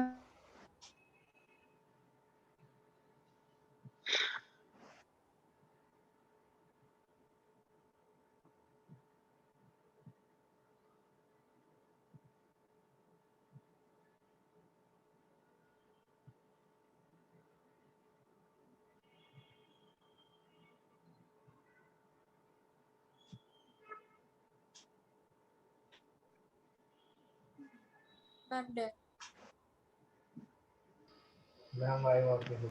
Completed बेटा? Yes, ma'am. ओके, अब इनके नीचे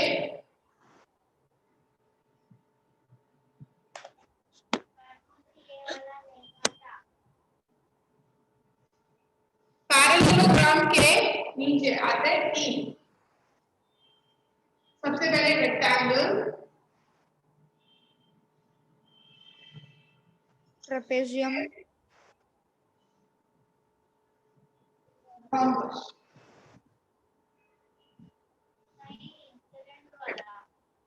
अब इसको भी देखेंगे हम one by one. Same S D A तीनों।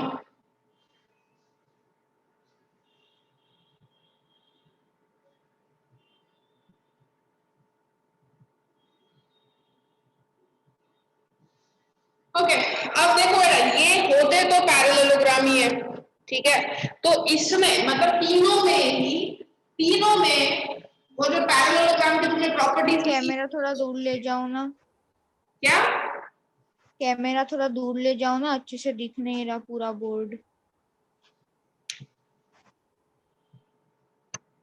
दिख रहा है सिद्धांत, हाँ दिख रहा है, परफेक्ट है।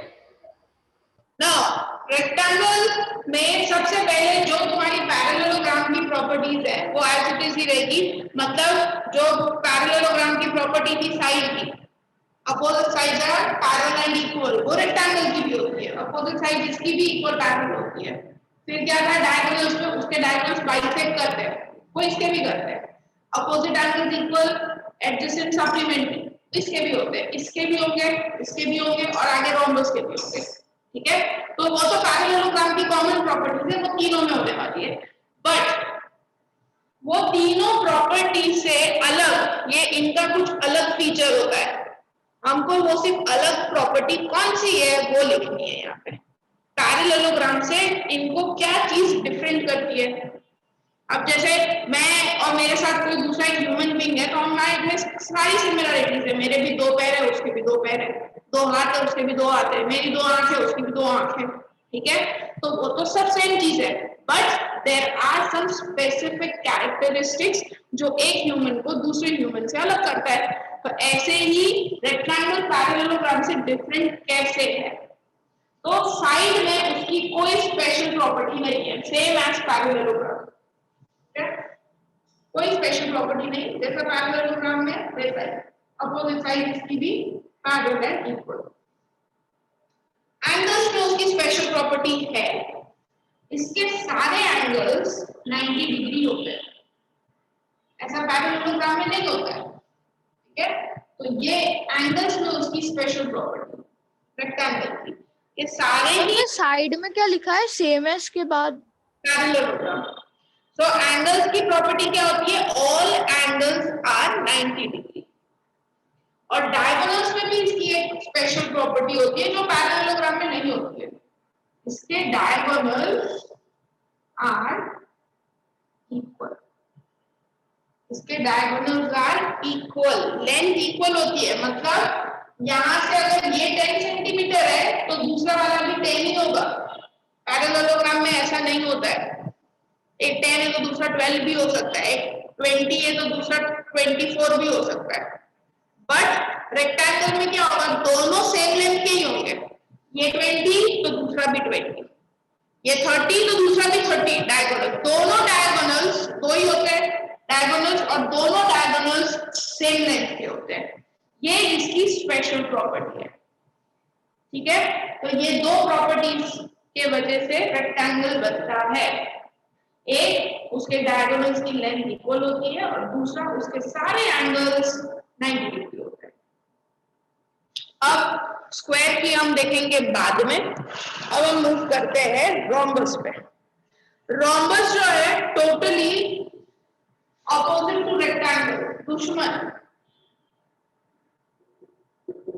रोम्बस पूरा रेक्टेंगल से उल्टा होता है। मतलब पैरेललोग्राम वाली जो प्रॉपर्टीज होती है इसमें, but special properties totally rectangle से अपोजिट होती है। इसकी साइड्स सारी इक्वल होती है।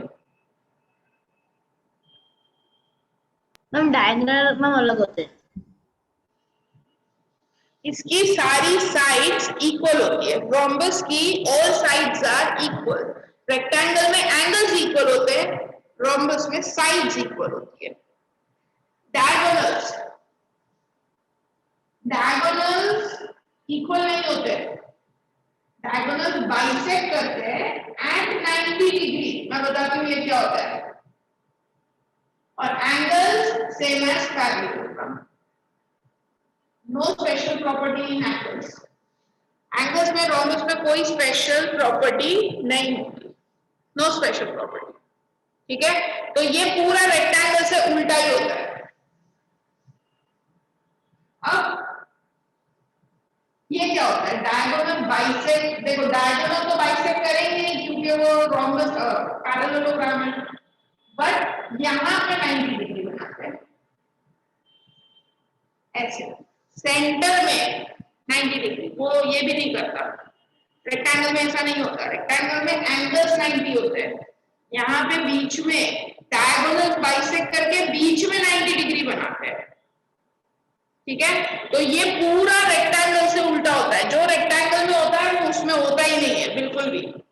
और जब इन दोनों को मर्ज कर दे, एक रेक्टेंगल को और एक रोम्बस को जब मर्ज कर दे तो बनता है स्क्वायर, उसका आउटपुट आता है स्क्वायर। और इसीलिए स्क्वायर जो है एक परफेक्ट क्वाड्रिलेटरल है,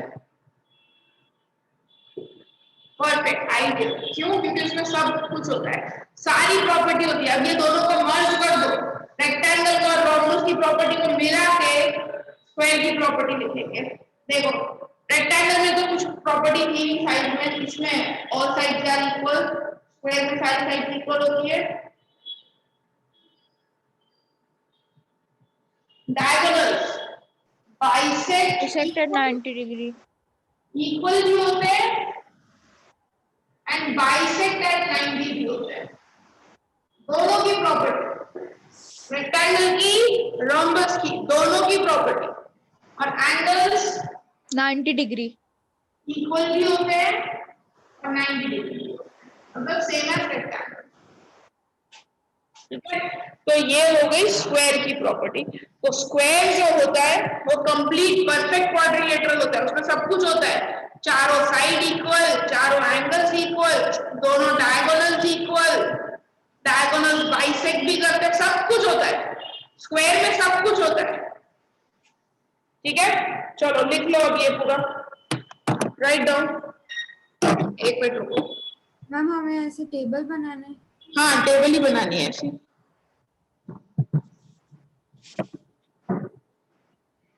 मैम आपने जैसे लिखा है प्लस प्लस वैसे लिखे चलेगा? हमारा जैसे लिखना है, इतना तो डिसीजन हम खुद नहीं ले सकते एक स्टैंडर्ड में आके। मैंने मस्त तरीके से लिखा है, ये देखो, ये देखो, दिख रहा होगा। मैंने पहले ना पैरेललोग्राम लिखा है, उसके बाद रोमन 1 2 3 लिख के ना उसके सारी प्रॉपर्टीज लिखी है, और फिर इस साइड इमेज दे दूंगा।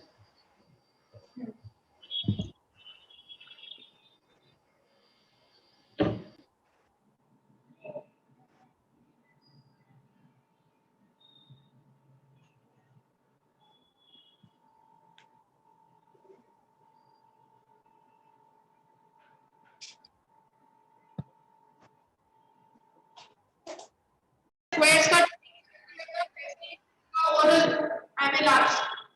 तीनों की प्रॉपर्टीज, पैरेललोग्राम की तो पूछूंगी, पैरेललोग्राम के साथ इसकी ज्यादा पूछूंगी, rectangle, square and rhombus mix करके। ठीक है, तो एकदम सबको अगर प्रॉपर्टी क्लियर होगी तो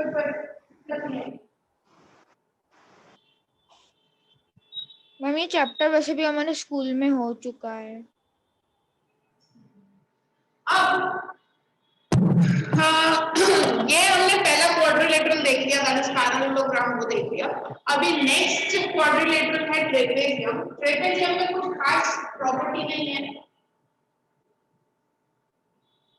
हम उसकी साइड्स पैरेलल होती है ना। ट्रेपेजियम की अपोजिट साइड सिर्फ एक पैरेलल, वन पेयर, मतलब सारी अपोजिट साइड नहीं होती parallel, only one pair opposite side की पैरेलल होती है। यानी ये भी हो सकता है और ये भी। ये भी ट्रेपेजियम, इसमें ये वाला होता ट्रेपेजियम, आइदर ये वाली साइड पैरेलल होगी और ये दोनों पैरेलल होगी, बट दोनों में से कोई एक ही पैरेलल होगी। और इस वजह से ये जो दोनों एंगल्स है वो 180 डिग्री होते हैं। वो देखो बेटा, तुम ऑलरेडी ना ये कॉन्सेप्ट पढ़ चुके हो, दो पैरेलल लाइंस तो मैं अगर इंटरसेक्ट कर देखो ऐसे कर, ठीक है, ये भी पैरेलल है, ये दोनों भी पैरेलल, ये दोनों भी पैरेलल, तो ये पैरेललोग्राम है, बीच में बन रहा है वो पैरेललोग्राम है।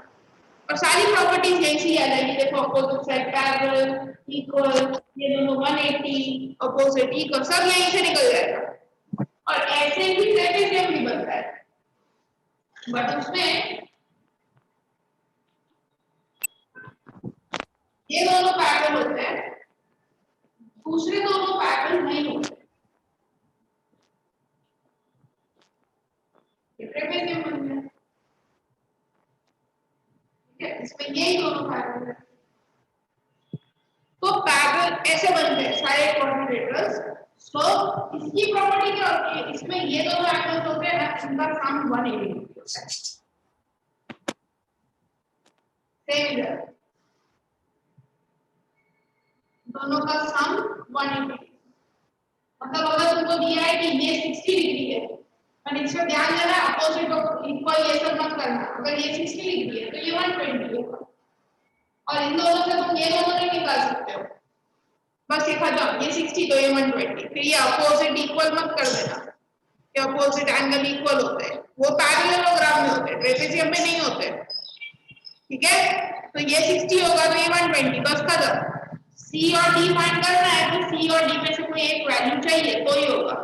तो सपोज यहाँ पे अगर सी की वैल्यू देते हैं 110 तो ये आ जाएगी 7, दोनों का सम 180, okay.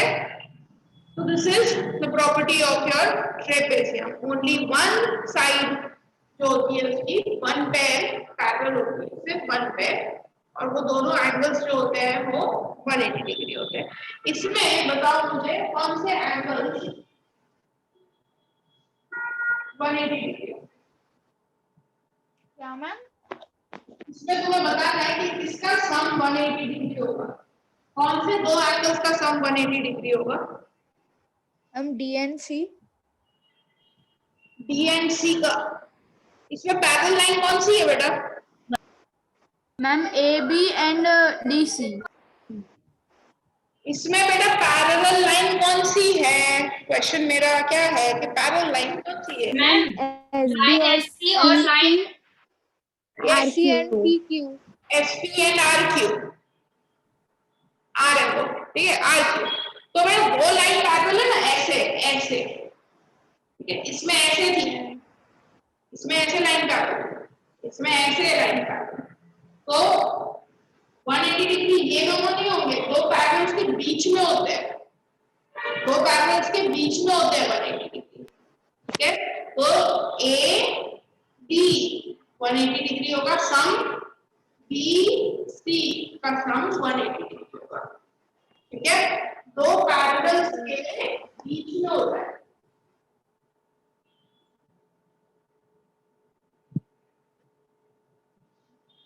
like this, clear?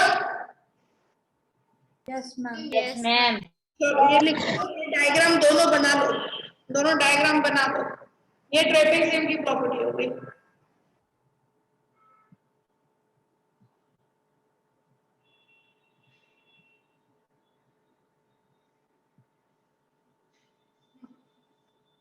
AC चालू कर देना है।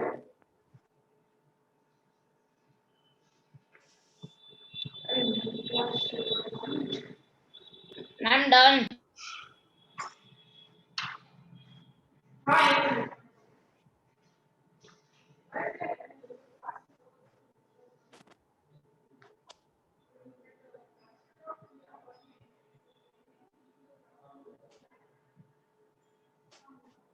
Done, ma'am।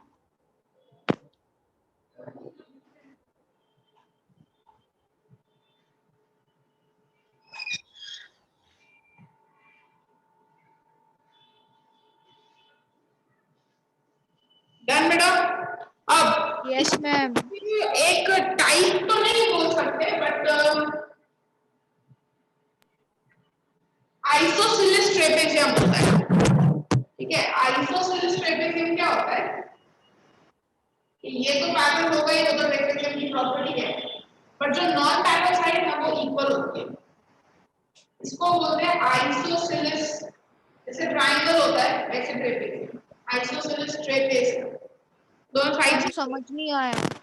यहाँ पे ट्रेपेजियम में कोई साइड इक्वल होती ही नहीं है, but there is one type of trapezium जिसे बोलते हैं आइसोसेलेस। आइसोसेलेस मतलब क्या होता है, जब दो साइड इक्वल होती है तो उसको आइसोसेलेस बोलते हैं। तो आइसोसेलेस ट्रेपेजियम क्या होता है जिसमें ये नॉन पैरेलल यानी जो पैरेलल नहीं है, ये दोनों साइड इक्वल होती है। इक्वल यानी ये 10 सेंटीमीटर तो ये भी 10 ही होगा, उसको आइसोसेलेस ट्रेपेजियम बोलते हैं। जब ये दोनों साइड इक्वल हो जाए, ये तो पैरेलल है ही एज इट इज, जैसा ट्रेपेजियम में होता है वैसा ही, सारी प्रॉपर्टी भी वही होगी, बट ये दोनों अगर इक्वल हो साइड तो उसे आइसोसेलेस ट्रेपेजियम कहते हैं, ठीक है। बस इतना ही है, कोई टाइप नहीं है ट्रेपेजियम का। नेक्स्ट आता है काइट।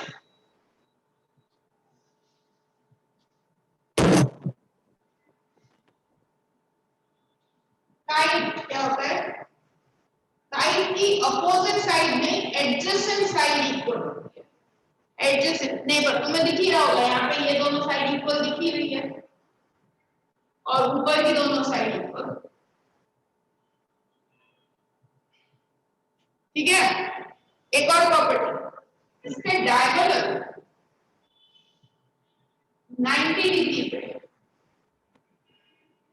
इंटरसेक्ट करते हैं, बाइसेक्ट नहीं, इंटरसेक्ट मतलब नॉर्मल जो इंटरसेक्शन हो रहा है वैसा ही होगा, बट बीच में 90 डिग्री। बाइसेक्ट में क्या होता है, इक्वल होते हैं ना, इक्वल नहीं होता है, ठीक है। बस इतना ही काइट का प्रॉपर्टी। हम बहुत सारे फिगर्स है।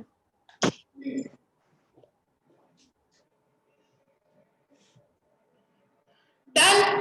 काइट में भी लिख लो, adjacent sides are equal, diagonal intersect at 90 degree, ये प्रॉपर्टी लिख दो kite. Ma'am adjacent sides are equal के बाद diagonals intersect at 90 degree. Okay ma'am. इसमें दो एंगल्स भी इक्वल होते हैं, बताती हूँ, लिख लो। तो मैंने अपने टेक्स्ट में एक बात नहीं, वो बात नहीं, अभी इतना ही लिखो काइट। मैम एडजेसेंट साइड के बाद आपने क्या बोला? Adjacent side equal, diagonals intersect at 90 degree.